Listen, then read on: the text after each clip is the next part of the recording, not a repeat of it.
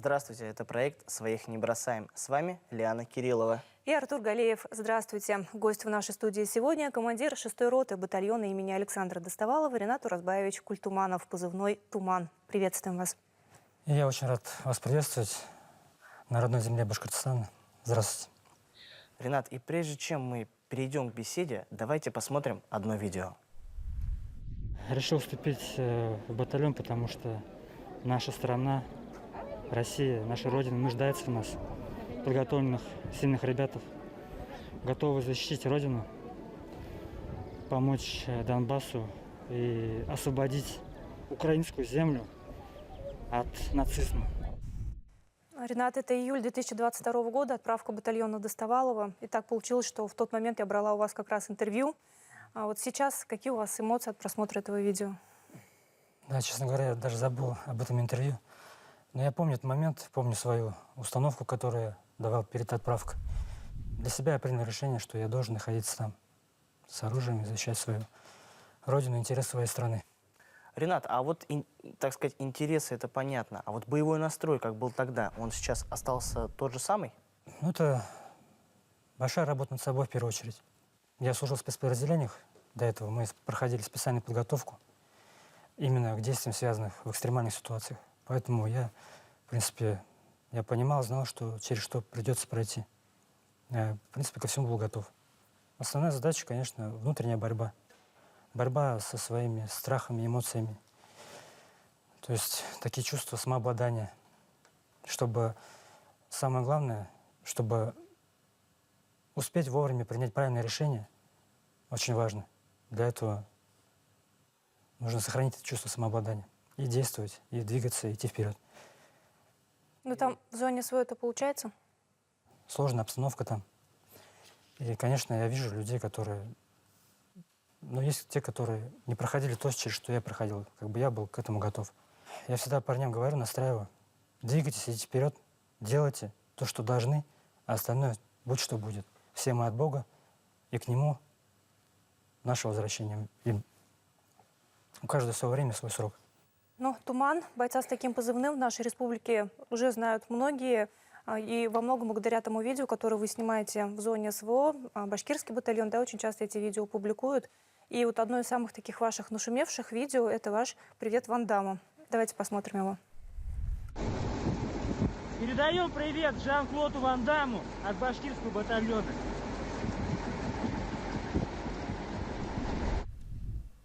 А как родилась идея записать вот такое видео? Да, я помню, мы выехали на встречу гуманитарного груза.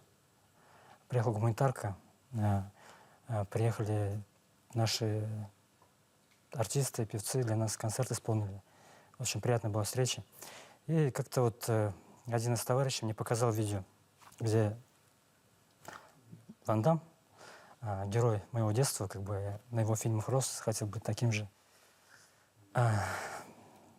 Записал видео в поддержку Украины. И хотелось ему просто ответку сделать в душе. Я, честно говоря, не думал, что это видео так... Выстрелили, да? Да, в социальных сетях? разойдется, но... Ну, люди меня узнавали, кто близкие мои, все отправляли. Ну, мы, как видим по этому видео, у вас отличная растяжка и в целом хорошая физическая форма, судя по тем видео, да, которые мы смотрели. Вы являетесь мастером спорта сразу в 3 видах. Это самбо, рукопашный бой и саньда. Вот такая подготовка в зоне СВО помогает? Да, конечно. Физическая подготовка играет большую роль. То же самое, больше быка на себе вынести раненого. И скоростно-силовые качества, чтобы укрыться от того же самого FPV-дрона. А есть массу примеров, когда благодаря этим качествам удавалось уходить от них. Ну вот, а вы как командир роты, вы своим бойцам, так сказать, приказываете, чтобы они развивались? Да, это обязательно, это повседневно исходит. Я К спорту приобщаете? Прививаю любовь к спорту. Проводим, если есть время, когда находимся в районе восстановления, проводим соревнования по отжиманиям, отработка приемов. Ну, всем, что я какими знаниями владею, как бы я делюсь и пытаюсь научить. Ну, самое главное, чтобы еще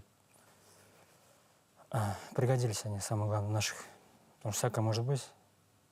Говорят, что, типа, можно и в рукопашную схватку не вступить, потому что ствольная артиллерия работает, минометы. Но Ситуации разные могут быть, ситуации так ведь? бывают разные. Вот лично у меня был опыт, где я, благодаря своим навыкам, То есть была личная встреча с да, противником? с противником я один на один? не дал забрать себя в плен. 2 было. Ну, все, удалось Еще тренировки не освободиться. прошли даром. Да, слава богу, слава богу. Ну и было вообще очень много моментов, когда ты сам понимаешь, что ты понимаешь, что можешь погибнуть. Какие-то еще такие моменты, когда на тебя целенаправленно скидывают, сбрасывают.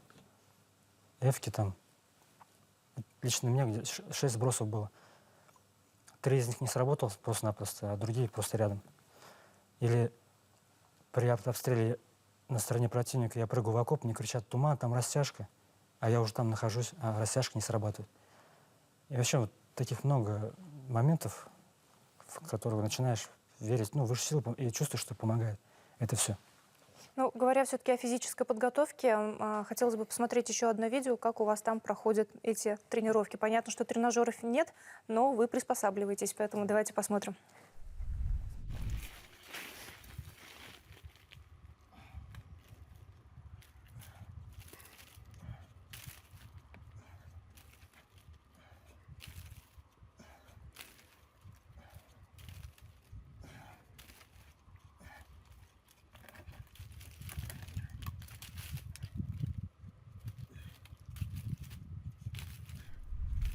Такую зарядку ежедневно получается делать? Ну, стараюсь ежедневно, потому что для тонуса, для самочувствия, потому что там тоже, как бы там сложно не было, там тоже своя жизнь. Если есть желание, можно найти время для всего. Ну, естественно, если когда ты не находишься прям именно на линии там, боевого соприкосновения, где там уже боевые действия. А так время есть, в принципе, для медитации, для работы над собой. Я вот говорю, что вот такие моменты бывали, что вот понимал, что могу погибнуть, между жизнью и смертью находился. Я думал, как так получалось, что вот мне удавалось там выжить. И потом я вот сейчас медитирую, и у меня такая мысль пришла. На самом деле у меня вот к противнику лично у меня ненависти нет. То есть я не испытываю злости. И я стараюсь, несмотря какой противник подлый не был бы, да, сохранить в себе чувство добра и отношение к ним. Это русский дух.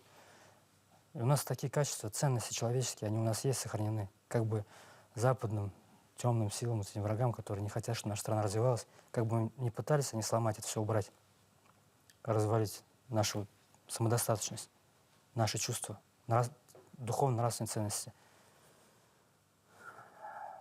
У нас это сохранилось, и это у нас не отнять. Любовь к родине, патриотизм, это всегда так было. Это Россия всегда на этой идее была, есть и будет, дай бог. Ну, это у нас вообще с малых лет воспитывается, и вы в числе тех, кто приобщает молодежь, проводит военно-патриотическое воспитание молодежи. Вы знаете, что на гражданке тоже у вас был клуб, где вы ребят обучали основам военного дела и занимались патриотическим воспитанием. Да, я работал заместителем директора военно-патриотического объединения Отечества при администрации города Стерлитамак. По совместительству вел военное дело. Естественно, для ребят, для молодежи охота было быть примером. Самое главное — это пример, чтобы они видели, смотрели. Когда они смотрят тебя, видят, что ты здоровый, сильный. Когда прививаешь качества нормальные, нравственные. Самое главное — нравственность. И ценности человеческие прививаешь. И охота — это, чтобы научить этому, нужно самому этим жить, соответствовать этому. Если ты этим соответствуешь, так живешь, то тогда ты можешь учить этому. А вот сейчас вот вы приехали в отпуск, вы общаетесь с ребятами, то есть вы же сейчас и есть личный пример. Да, вот я уже запланировал встречи с своими воспитанниками.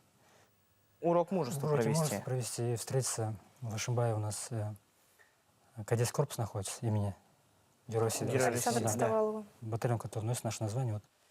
Меня там ждут тоже, охота пообщаться с ребятами. И поговорить о байке вещах, о хорошем. Ну, я смотрю, у вас в отпуске очень Добрым. насыщенная программа. Хочется и с теми повидаться, и с этими повидаться, но в то же время очень важная составляющая, да, это ваша семья, по которой вы, безусловно, скучали. Как дома, как ваш сынишка подрастает? Да, я стараюсь во все мероприятия его с собой брать, чтобы он рядом был. И супруга тоже, чтобы рядом была. Конечно, самое тяжело это тем, кто ждут. Мы в пути находимся, нам легче. А тяжелее тем, кто ждет своих родных, близких. Важно именно там вот чувствовать поддержку. Молитвы мне подправляют, когда выход на связь, я всегда получаю сообщения, видео, обращения с молитвами, чтобы живыми, здоровыми вернулись и выполнили свои задачи. А вот эту поддержку от Башкортостана там на СВО сильно чувствуете? Да, В чем выражается она для вас? чувствуется, что мы не одни. В первую очередь это поддержка наших семей, потому что мы конечно, не только ради своей страны, но ради семьи, ради детей. Чтобы они гордились нами, чтобы мы вернулись. А гуманитарный груз доходит? Гуманитарная помощь приходит в полном объеме. Мы ни в чем не нуждаемся, все у нас есть. У нас даже есть возможность делиться, мы даже делимся с союзниками, с теми, кто с нами рядом. Много жителей нашей республики вяжут маскировочные сети. Носочки отправляют, теплые вещи, вязаные. А внутри носков обязательно записка какая-нибудь с пожеланиями добрыми. Это очень греет душу и укрепляет боевой дух, на самом деле. И ты понимаешь, что ты не просто так там. И что за твоей спиной целая республика и целый это народ? придает большие силы и мотивирует, самое главное. И ведь, правда, вся страна сейчас сплотилась в единое целое, помогает фронту, помогает тылу. Надежный тыл – это уже половина победы. Мы желаем вам победы и успехов. Возвращайтесь живыми и здоровыми. А с вами, уважаемые телезрители, увидимся через неделю. Это проект «Своих не бросаем», о том, что касается всех и волнует каждого. До встречи.